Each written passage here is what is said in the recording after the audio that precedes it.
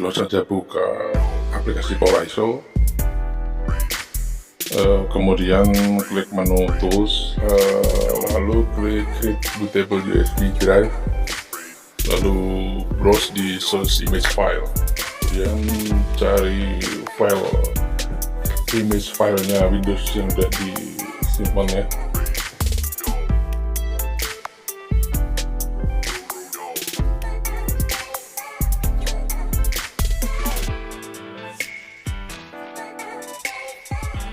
Terus klik start.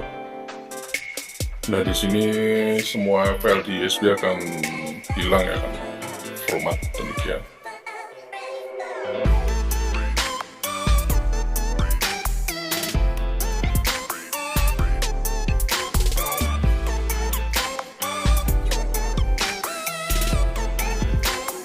Nah, karena ada tampilan sukses, langsung klik OK aja.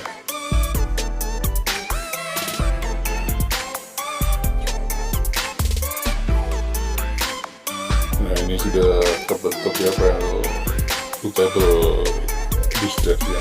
Nah, untuk langkah-langkah install Windows 10 nya di video berikutnya.